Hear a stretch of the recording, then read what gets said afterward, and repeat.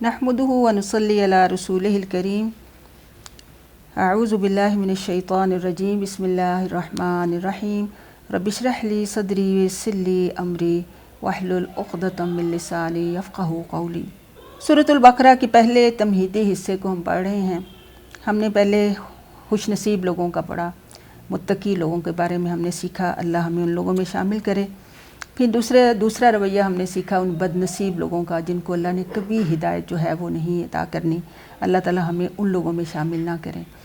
اور پھر دیکھیں کہ سورہ بقرہ کے دیباچے میں ہم نے شروع میں بتایا کہ نبی صلی اللہ علیہ وسلم جب مدینہ منورہ تشریف لائے تو یہاں پر آپ کو 3 قسم کے لوگوں سے مخالفین سے جو تھا وہ سامنا کرنا پڑا تھا۔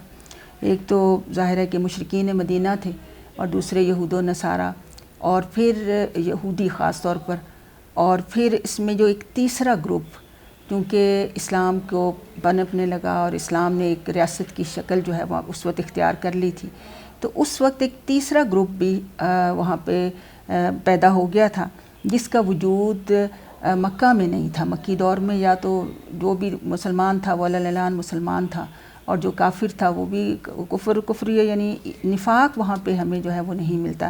لیکن یہاں پر مدینہ منورہ میں آ کر یہ جو تیسری قسم کے لوگ تھے، جو دوغلے لوگ اور جو سامنے کچھ اور اندر سے کچھ ہوتے ہیں جن کو ہم منافق کہتے ہیں، ان کا بھی جو ہے وہ سامنا کرنا پڑا نبی صلی اللہ علیہ وسلم کو۔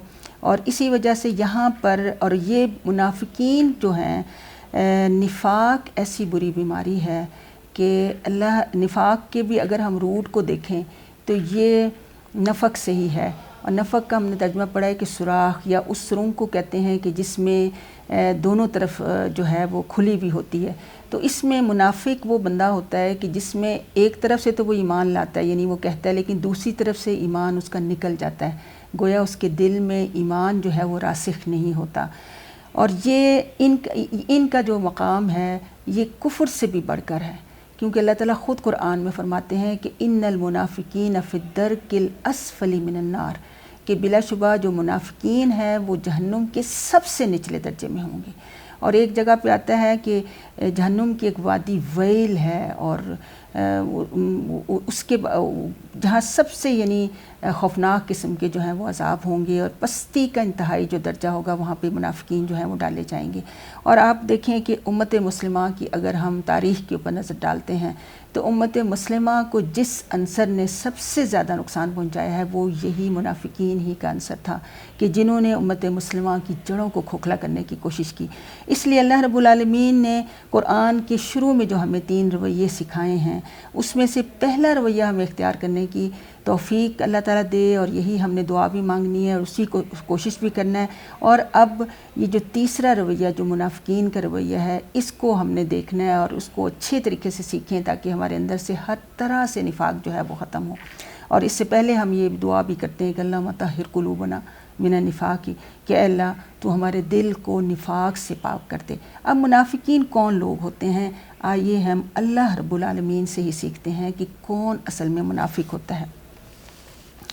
اللہ تعالیٰ فرماتے ہیں اعوذ باللہ من الشیطان الرجیم بسم اللہ الرحمن الرحیم، آیت نمبر 8 میں، وَمِنَ النَّاسِ، و اور من سے، یہ من بھی جو ہے نا تبعید یعنی حرف جر ہے، کہ کچھ لوگوں میں سے، الناس لوگ، کہ لوگوں میں سے کوئی ایسا ہے، یعنی سارے لوگ نہیں لیکن لوگوں میں سے کچھ بعض ایسے ہیں، من جو ہے یہ موصولہ ہے، یہاں اس کا ترجمہ جو ہوگا، یقولو قال یقولو، قال کہتے ہیں کہنے کو، قول اسی سے ہی ہے، قول بات کو کہتے ہیں، تو قال اس نے کہا، یہ قال یقول قولا، یہ مطلب یہ فعل مضارع ہے کہ وہ کہتا ہے، یعنی لوگوں میں سے کوئی ایسا ہے، من یقولو جو کہتا ہے، آمنا میں یہ وہی ہے جو یؤمنون میں ہم پڑھ کے آئے نا، اس کا روٹ بھی حمزہ میم نون ہے، امن ہی اس کا روٹ ہے، اور آمن یؤمن ایمانن سے یہ آمنا بن گیا کہ ہم ایمان لائے، ہم باللہ بھی ساتھ اللہ پر، یا اللہ ساتھ اللہ کے، تو میں نے آپ کو بتایا تھا کہ حروف جر جو ہے ان کا ترجمہ ہم تھوڑا چینج کر دیتے ہیں سینٹنس کی مناسبت سے. تو لوگوں میں کوئی ایسا ہے جو کہتا ہے کہ ایمان لائے ہم باللہ اللہ پر، و بالیوم الآخری، اور بھی ساتھ الیوم دن الآخر آخری دن یعنی آخرت کے دن پر. ٹھیک ہے، یہاں پہ وہی آخر جو ہے وہ آخرت ہی کے معنوں میں آیا ہے.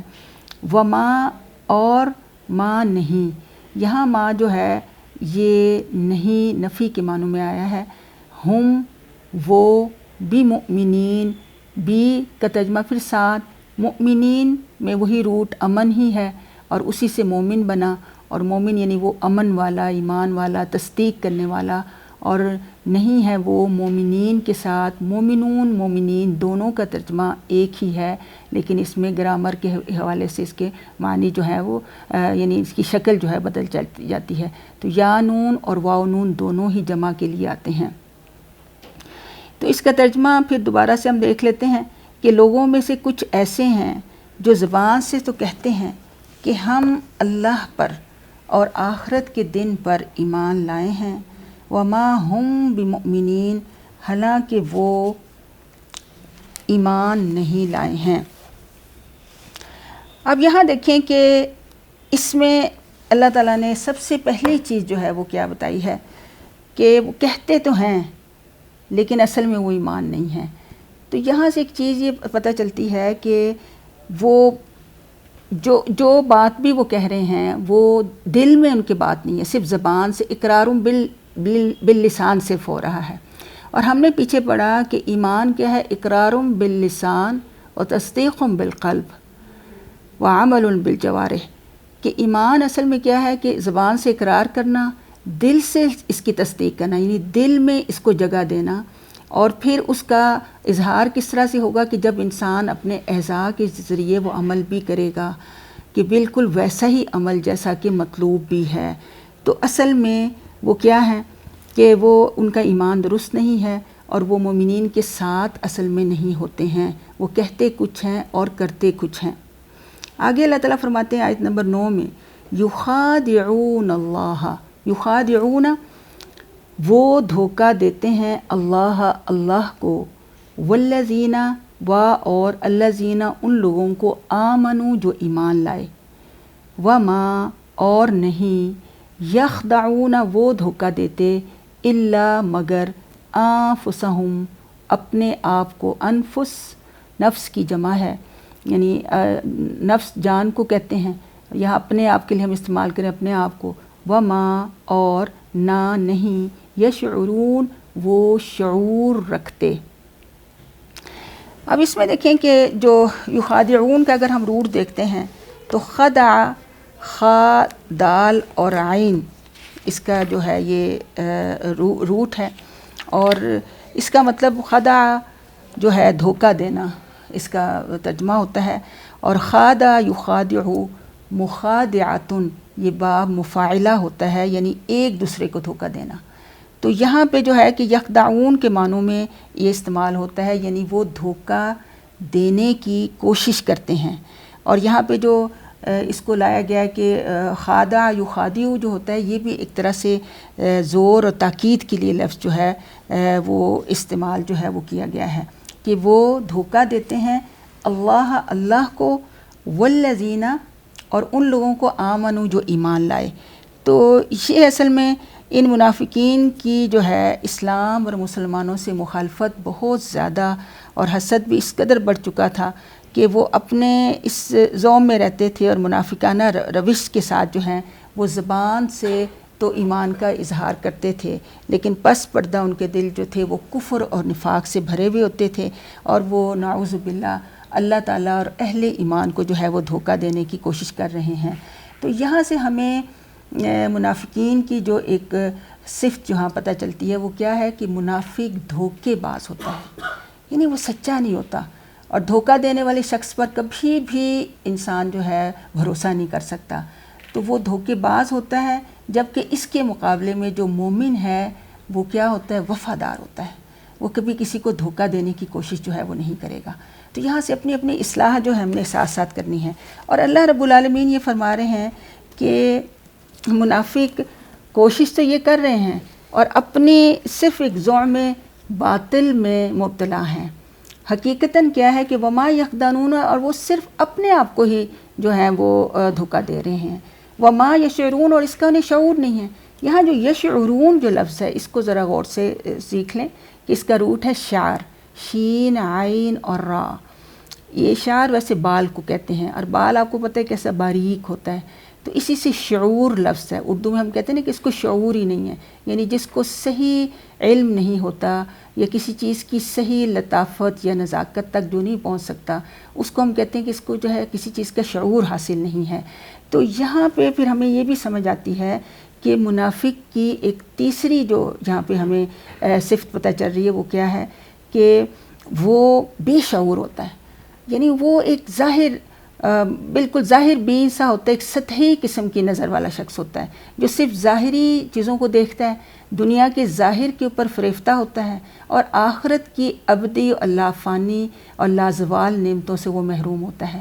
اسی وجہ سے اللہ رب العالمین نے یہاں پہ یہ بتایا کہ منافق جو ہے وہ بے شعور ہوتا ہے.